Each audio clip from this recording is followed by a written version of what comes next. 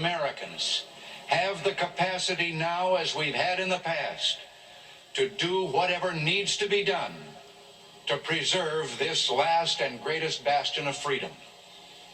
In this present crisis, government is not the solution to our problem. Government is the problem.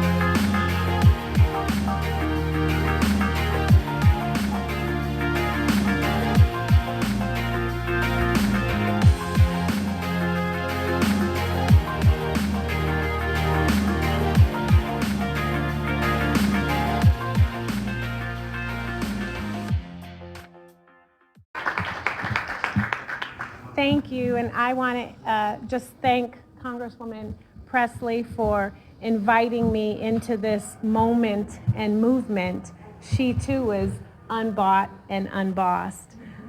You know, it is 2023, and as a new member, it is time for Congress to get it together. We are still fighting for equal rights for women. Women are still earning 83 cents for every dollar that men make. We continue to face discrimination in hiring, promotions, in healthcare, and in many other areas of life. Women across the country continue to face harassment and domestic violence every day. The rights of women are still being held hostage by an arbitrary time limit set in 1972, a deadline set before color TV was more popular than black and white. And we are letting this arbitrary deadline prevent women from having full and equal protection under the United States Constitution.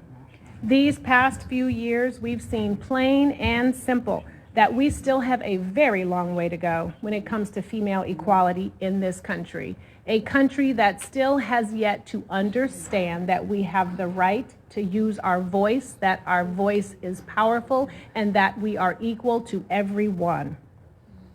We need to have every single tool, every single legal tool in our toolkit that we have available to combat the discrimination that women face every single day. With the Equal Rights Amendment in effect, survivors of domestic violence and sexual assault will be better supported, and we can fight harder against pay and pregnancy discrimination. We are saying the same things over and over again because sometimes you have to say it 3 times for somebody to hear you. We are here, we are not going anywhere, and we deserve equal rights in the Constitution. Full stop. So I believe this is going to be a good year for women, for this movement, and for Congress to get it together, especially given the coalition of advocates and members in a bicameral fashion that are committed to making sure that women have the right to use our voice and that our voice is protected in the Constitution. Thank you.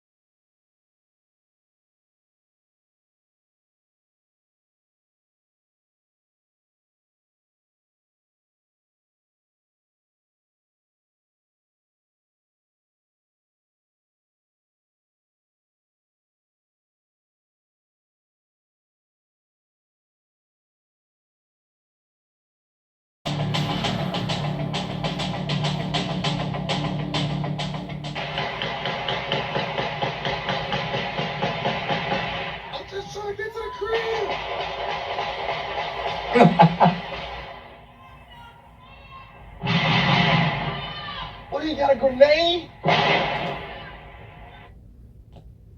That's not a grenade, by the way, but look, it's still not pleasant, especially when you're walking home.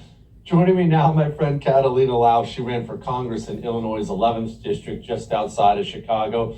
All right, Catalina, that little video notwithstanding, how bad is the crime there? You still going to the city?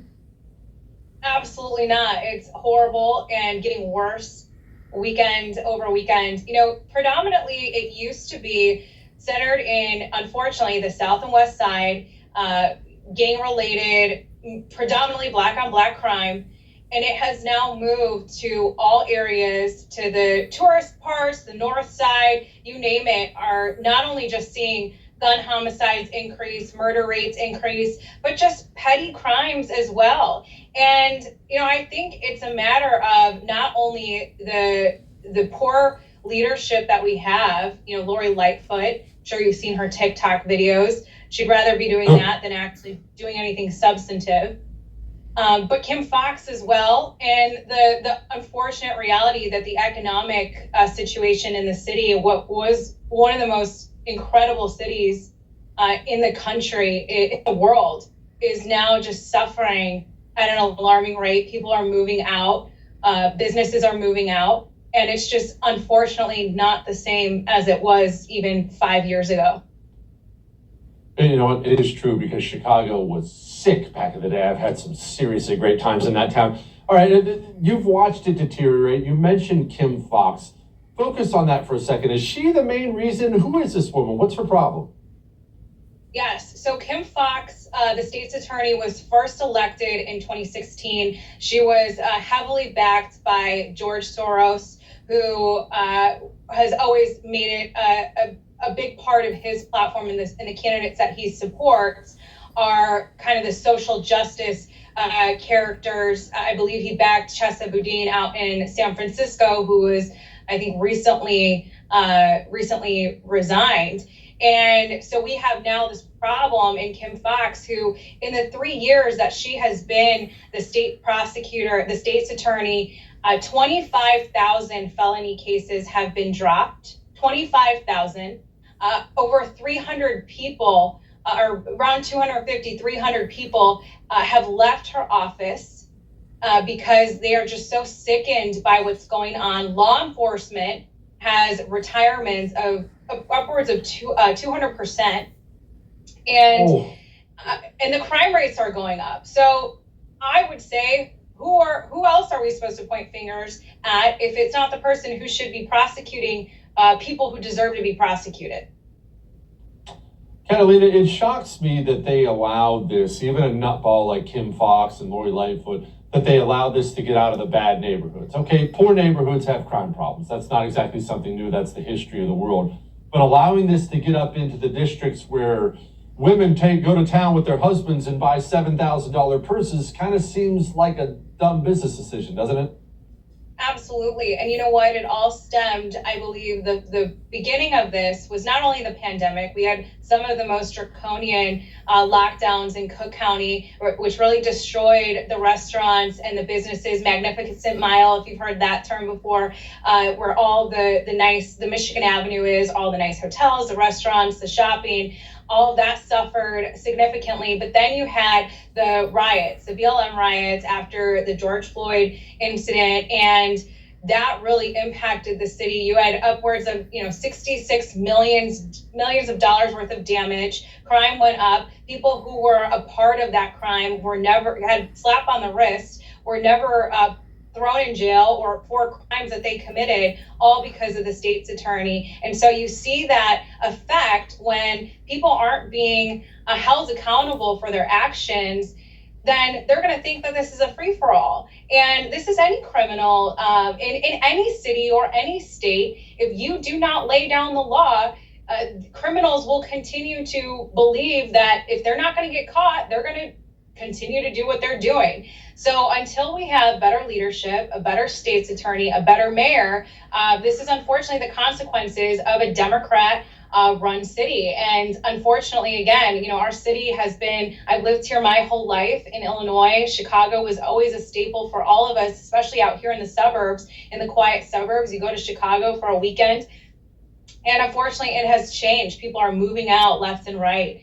And it's just, I don't know what it's going to take. It's going to take better leadership and better policies implemented. But on top of that, think about the emotional and the psychological impact on our law enforcement community. As a former nominee for U.S. Congress, I was able to talk with a lot of our cops and a lot of law enforcement officials who had to move out here because they were forced to choose between their own safety and or their careers and their livelihood. So they come out to the suburbs. They try to join the law enforcement out here because it was just too dangerous to do it out in Cook County and Chicago because of the policies that are impacting our law enforcement community as well. I don't know if you heard about the cash bail reform bill, the Safety Act, that was going to eliminate cash bail, allowing second-degree murder suspects to walk free.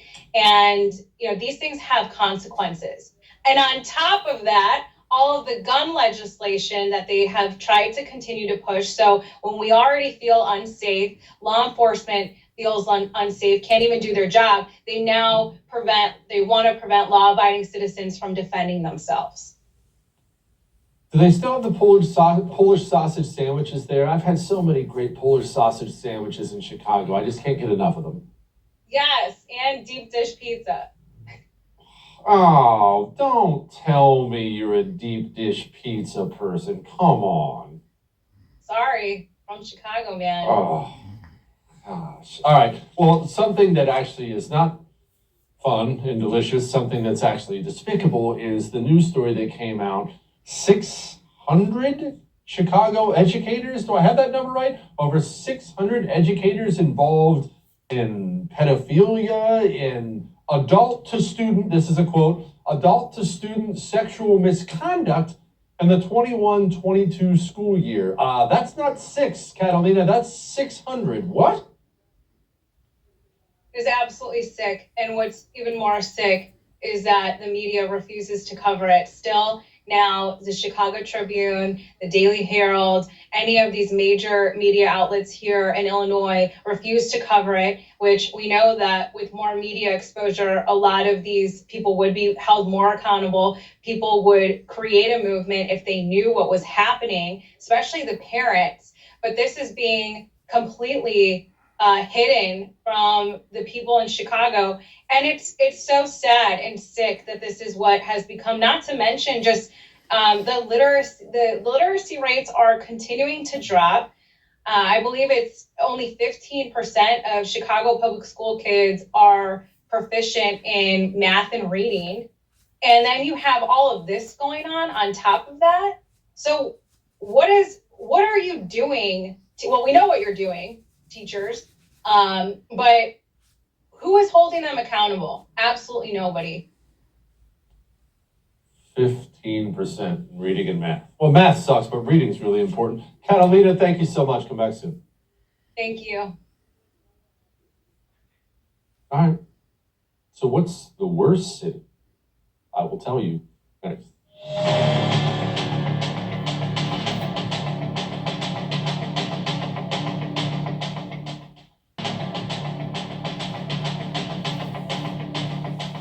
So what's the worst city?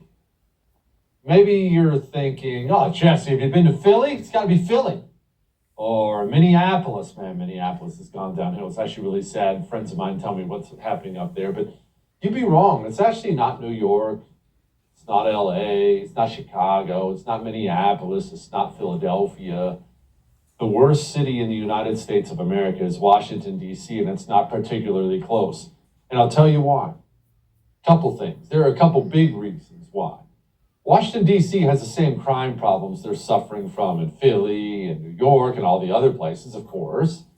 But Washington, D.C. doesn't have something that the other cities do. You see, if I walk into New York City tonight, I'm not going to, but if I do, or if I walk into Chicago tonight, or I walk into LA tonight, you know what one of my main challenges will be? One, not getting shot. Yes, that's an important part. But two, one of my main challenges will be figuring out what the best place to eat is. Because at least in a big city, even the crime-ridden ones, there's great food everywhere. You have any idea how horrible the food scene is in Washington, D.C.? For a city of its size and wealth, the restaurant selection is pathetic. It's not even bad. It's below, whatever's below bad. I went with pathetic, it's bad. 2, the airport situation. There are 3 really big ones that surround Washington, D.C., or at least close by, and they all suck. If I fly into New York City, I at least have options. Chicago, O'Hare's not bad. LA, great airport. Washington, D.C., sucks. And finally, and I mean this as somebody who has lived for a year in Washington, D.C., you know why, on top of the crime and the bad food and the bad airports, you know why it's really the worst? The people. You know, one of the main reasons I moved away, I moved there, lasted a little less than a year, and packed up the family and moved. You want to know one of the reasons? Everyone's so rude. There's no holding doors open for people. No yes ma'am, no sir. Most people won't even make eye contact with you. Give you a little nod, hello, how you doing? That's how I grew up. Everyone walks around with this permanent scowl on their face and they're looking down all the time. Washington, D.C. sucks. All right, it's been fun. We'll do it again.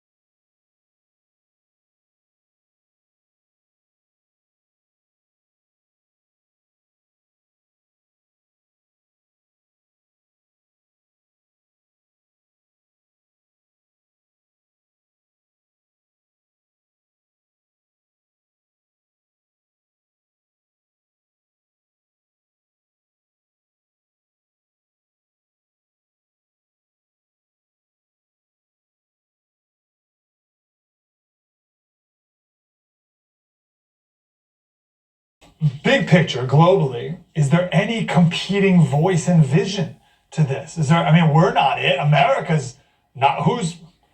What's like the global conservative voice to speak against it? And what country is out there saying, hey, this is a really bad idea, / what are we, the American people, going to do, and the British people, going to do to stop this when our leaders are so dead set on imposing it upon us? I think we need to be, and it's slightly concerning to me when you say that America is currently not it. I understand the Biden administration most definitely aren't it, mainly because President Biden can't string a coherent sentence together. But you do have the occasional conservative politician that fills us Brits across the pond with a little bit of hope. I think one of the things actually the WEF is most afraid of, and if you read their risk report, they equate misinformation and disinformation, which is us saying things on the internet they don't like, with nuclear war as a threat of destabilizing the state. So if we continue to speak up and raise these issues into public consciousness, I mean, last year when I was first on the first, right, your wonderful network did the due diligence of talking about this issue. But when I spoke about it on another network in the UK, a radio network, even though the clip did very well, I was deplatformed off of other shows because other hosts said I was spreading conspiracy theories. Now it's gotten to the point where we, our disparate networks, have talked about it so much, it's in the public consciousness. People are talking about it at the bar, at the pub, at the gym, all these sorts of things. So because it is in people's minds, the WEF are very afraid. And the other thing the WEF are afraid of, even though they really like China, is BRICS. So currently, the US, the UK, and the like have screwed ourselves over economically by sanctioning Russia. No matter how you feel about the Ukraine and Russia conflict, the sanctions have not been a good thing for us. So what's happened is it's pushed Russia into the arms of China. They've got all the gold, they've got all the oil and natural gas, and China have lots of the rare earth minerals that these countries need to decarbonize: lithium, cobalt, all the types of stuff. So what's happening is, in the West report, they're proposing buying debt from countries that are in debt to the Chinese Belt and Road in order to get them on their side. So the WEF are currently afraid of the bifurcation of the economy away from globalism into localism. So if at the local level we can organize, we can bring some politicians up through the rank, and we can continue speaking about these issues online, that'll really have them quaking in their boots. Tremendous. Give me the 30-second on what lotuseaters.com is all about. LotusEaters.com was started by Sargon of Akkad, aka Carl Benjamin, my wonderful boss, named after the passage in the Odyssey where Odysseus' men go to the Isle of the Lotus Eaters, where they sit and eat the flower of the lotus. And it's the only place where if the men get off the boat, they don't all die on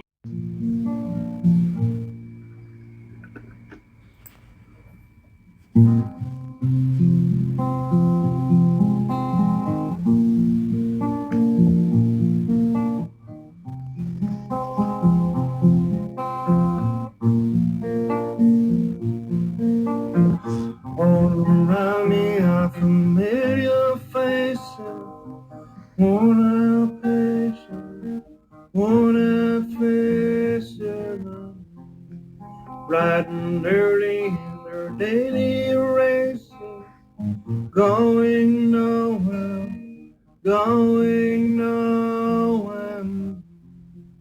Their tears are filling up their glasses. No expression, no expression. Hide my head, I wanna drown my sorrow. No tomorrow, no tomorrow.